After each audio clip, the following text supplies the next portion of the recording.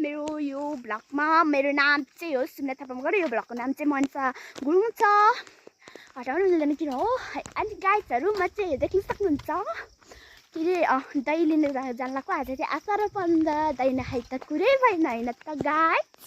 अनि मसँग जाति छ मेरो साथी मोटी भनेर बोलाउँछ मायाले। देख्न सक्नुहुन्छ उतातिर चाहिँ कुहिरो लगाइरहेको छ। यसको घर चाहिँ माथि हो क्या गाइज। म माथि भनेर माथि गइरहेको। मेरो घर चाहिँ यहाँ तल्लो टोल हो।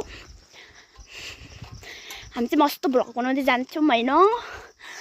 यो भ्लग बिहान भयो भने अर्को पनि देखाउनेछु हजुरहरूलाई। नेक्स्ट पार्टमा पनि देखाउँछु यो भ्लग जो पनि। देख्नु सक्नुहुन्छ यहाँ चाहिँ मकै खाने बेला भइसक्यो। म चाहिँ यस्तो प्रिन्सेस भएर जान लाग्यो। मेरो साथी पनि प्रिन्सेस भएर जान्छ। यो साथीको नाम मात्र लिने हो कि एउटा साथी यस्तो गर्दैन। गाइस पानी पर्नु लाजै भइरहेको छ आज है। स्कुलबाट आएको चाहिँ जुत्ता चाहिँ घममै हिलोमा पसिरहेको। म त के भन्नु है भुँडी चप्पल लगाएर जाने हो जस्तो जस्तो केटी के जस्तो है। तैँले चप्पल झोलामा राखेर जुत्ता चाहिँ राखेर नि जुत्ता स्कुल चुप्लाकै मेरो बेचेटमा गरे ब्लगमा पनि देख्न सक्नुहुन्छ गाइस। हजुर आज त्यहाँ हामी त्यहाँ केटाहरू चाहिँ बल हेरिरहेको छ। म तपाईँहरूले देखाउँछु अवश्य देखाउँछु अवश्य। के अवश्य देखाउँछु यताबाट जाने त्यहाँबाट जाने यताबाट चाँडी हो बहिनी। उता भ्लग देखाउँदैन भनेर गाइज यसले के मलाई यसले मलाई क्या मैले यसको बहिनीको कपाल काट्दैछु होइन। यसले मलाई यसको बहिनीको कपालमा यस्तो आरोप लगायो के डाहा गरिरहेको थियो क्या। मैले यस्तो रिस होइन यो देखेर भ्लग।